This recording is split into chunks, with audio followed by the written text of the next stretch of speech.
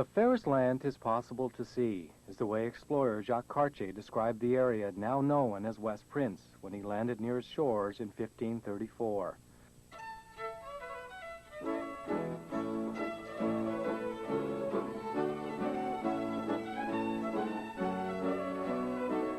Located at the northwestern part of Prince Edward Island, West Prince is an agricultural jewel. 70,000 acres of farmland are in production. Small harbors dot its coast. The Gulf of St. Lawrence and the Northumberland Strait surround its sandy red shores. Most of the raw resources produced in Prince Edward Island come from West Prince. Our livelihoods depend on farming and fishing. 40% of the labor force is directly employed by these industries. Tourism also accounts for a large part of the local economy, and it is the naturalness of the area that appeals to visitors. In the past, islanders depended on the water, not only for its bounty of fish, but as the main transportation link to lucrative markets. West Prince farmers and fishermen have maintained this business relationship with modern transportation systems and an all-weather highway. Both raw and processed foods are delivered efficiently to consumers in other parts of Canada and all over the world.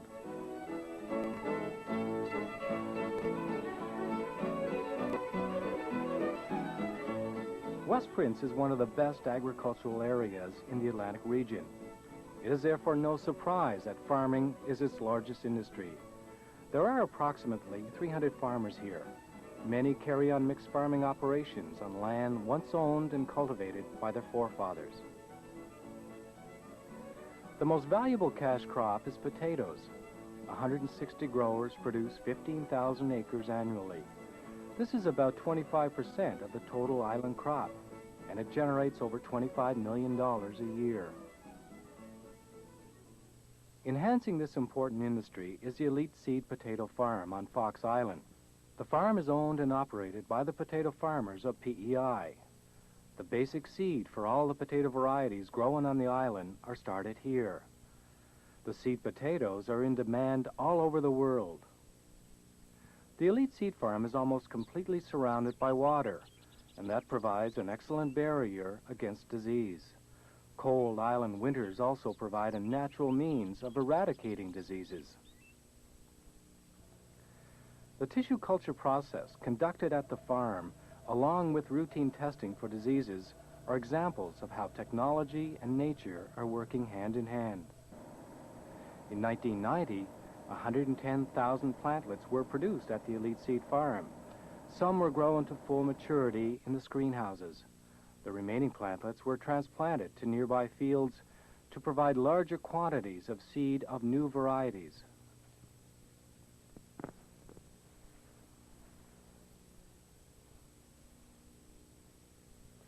This is a new russeted variety of potatoes that we've brought into Prince Edward Island. And every year we look all through the potato growing regions of the world to try and find new varieties which will be useful for our growers here in Prince Edward Island and in the 20 countries that we export seeds to every year. Beautiful new variety for making French fries or for selling for baked potatoes. Green Acres Produce Limited, near O'Leary, is an example of how West Prince farmers are working together. The potato washing facility is owned by 49 shareholders. Most are potato growers. Some of the most advanced equipment has been installed, ensuring quality and more efficient processing and packaging. The potatoes are moved by water through a flume system. They are dried, graded, and sorted before being wrapped as baker packs in 5 and 10-pound poly bags. The product is then ready for retail outlets in the Atlantic provinces, Upper Canada, and Eastern United States. Mixed farming is still most common in West Prince. It allows farmers a certain financial stability. In recent years, local farmers have kept abreast with changes. Their operations have benefited from new breeding programs for dairy herds and livestock, improved computerized feeding systems, and the most up-to-date business equipment for their financial records. The dairy industry is worth $10 million to West Prince, and local farmers take pride in the milk production records of their herds. The decision of putting in this computer and going to this kind of a system, the idea was to get more milk. If you feed the cow the same amount of grain a whole lot of times over a day, instead of in just 2 feeding periods, then you increase your milk production per pounds of grain fed. So the idea of the computer is that it feeds the cows over a little bit all the time during the day, and you get better, you get more milk. We have got from this computer an increase in our milk production that will pay for the computer within 2 years. Area farmers have been working towards protein self-sufficiency by growing soybean and, more recently, lupins. Soybeans are particularly successful, with over 300 acres growing at present. In 1964, carrots were added to the list of commercial crops. O'Leary Produce Limited, a family operation, grows 95 acres of carrots and smaller quantities of parsnips and turnips to supply a maritime market. The crops are also processed and packaged locally, adding value to the raw product. Blueberries have also become an important cash crop. In fields once considered wasteland, wild blueberries are harvested and exported, fresh for processing, to Maine. In 1965, growers from West Prince formed a blueberry cooperative. Now 18 growers have 250 acres under production. This industry in this area can really expand if we had a processing plant here where we could get the added value to our product. Instead of getting, say, 50 cents a pound for our berries, we could be getting $1 a pound, employing many other people. And it would add a lot more dollars to the West Prince area. There's a tremendous future here in blueberries. We've got the land base, we've got the right type of soils. It would add another dimension to the unemployment figures, where there's not so many ups and downs, where there's, if something goes wrong in the fishing industry, well, this is sort of can ease the load or help people get through. Another way to make some money for the young people around here. Tremendous potential. The peat moss industry is becoming a real success story. The Gulf Island peat moss plant was established in 1972. Over the past few years, it has grown into a thriving secondary industry. Peat moss is a natural resource. It is 97% organic compost and has taken about 1 million years to reach this stage. The main markets are in Japan and the United States, and over the next few years, business is expected to double or even triple. At the Foxley River operation, there are 750 acres of bog under production, and with 30 feet of depth, the peat moss can be harvested for the next 150 years. We start in 1972 on the peat moss down here in PEI, and for the last 15 years we go slowly. But now we are on our way to develop and put more technique. This is why you can see the new vacuum machine that are involved in the peat process. And we plan to put next year a new plant, very technical, and that will process probably more peat. From a production from 300,000 bale, we will probably move slowly up to 500,000 bale and probably near 1 million bale. And this is our way that we will develop this peat moss bogs in PEI.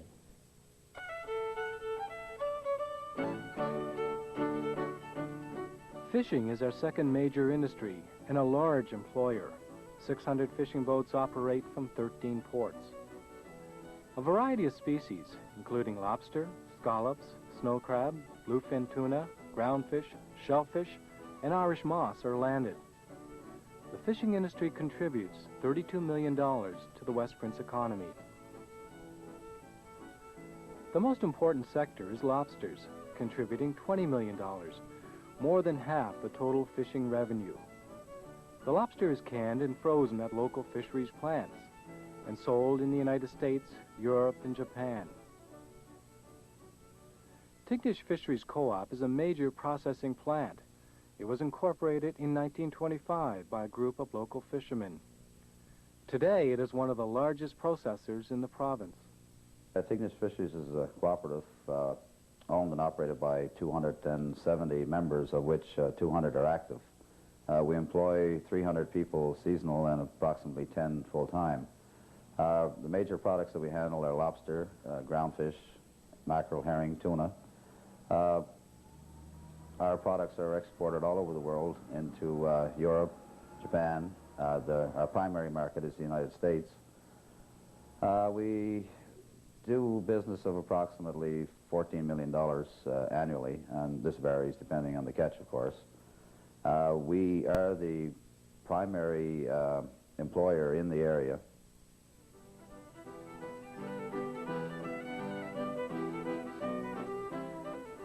The small seaside community of Mimnegash is known as the Irish moss capital of the world.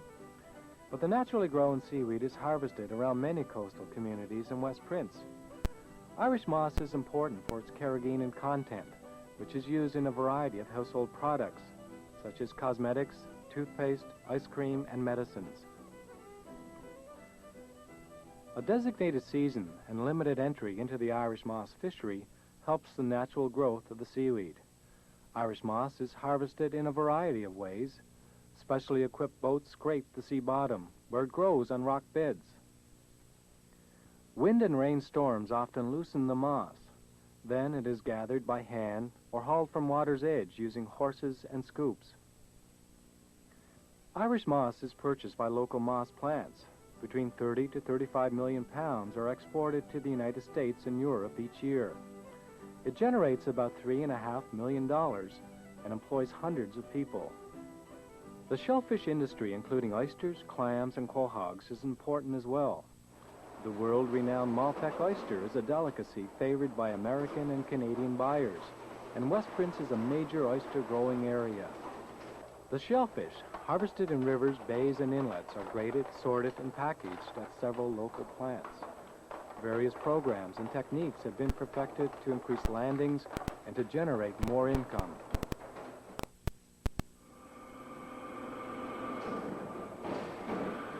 The West Prince Industry Center, built in 1987, fosters development of new enterprises, especially in the manufacturing sector. Because of it, several new business ventures have already been established in West Prince. This incubator mall also houses Westec, which uses the tissue culture technique to produce disease-free strawberry plants. Florida is the main market, but there is interest from other countries in this locally grown product. The Atlantic Wind Test Site at North Cape is a national facility for testing and development of wind energy. It is the only facility of its kind in Canada for testing grid-connected turbines. With environmental awareness and with global warming, the need for more renewable energy is increasing. Because of the harsh climate and salty air, North Cape is a perfect location for testing wind turbines. Engineers can be assured that the turbines are put to the ultimate test. Family-owned and operated businesses are common in West Prince.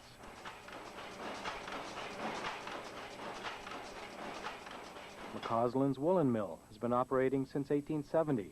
It is an example of how small manufacturing businesses have developed and grown here. Expertly handcrafted blankets are the pride of the workers. An assortment of vibrantly colored yarns are part of the inventory. Over 7,000 blankets are sold and exported each year. A thriving mail-order business keeps up with requests from all over the world.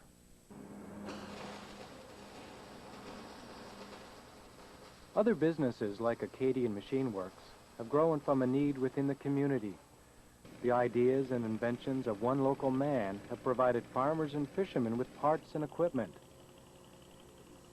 In recent years, customers from outside Prince Edward Island have discovered Acadian Machine Works, opening new possibilities. Lovett's Maple Tree Craft in Alberton has grown because of the popularity of its product.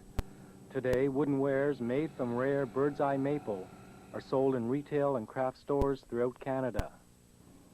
This business started 36 years ago as a one-man operation. And because of the popularity of the bird's eye maple, it has grown.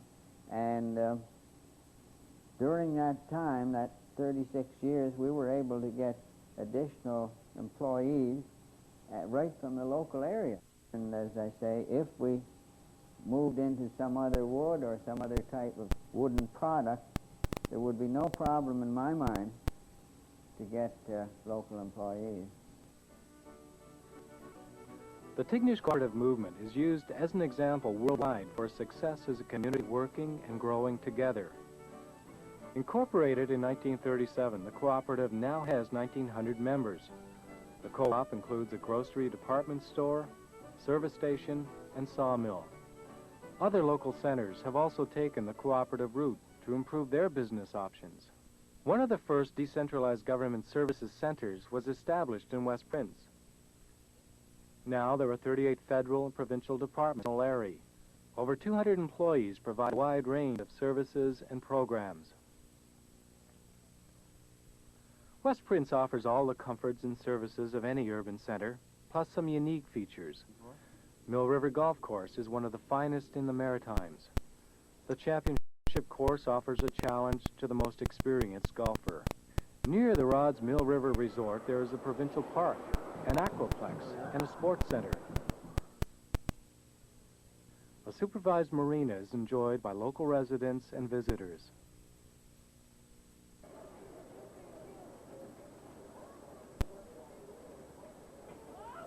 The Mill River Fun Park has added a new dimension to the growing tourism industry. There are many natural attractions in West Prince. The beaches are always close enough for a leisurely stroll. Families can enjoy time together at supervised swimming areas or at their favorite hideaway spot. There's an excellent educational system in West Prince. Schools are modern, and the student-teacher ratio is one of the most enviable in the country. This ensures that students receive the best possible education. There are 3 resident care hospitals, and private practitioners offer most specialized services through several clinics. West Prince is a thriving, vibrant community with a healthy spirit of entrepreneurship. The main business centers of Tignish, Alberton, O'Larry, and Tyne Valley provide for economic growth. Economic groups meet frequently as they work together to plan for future development of West Prince.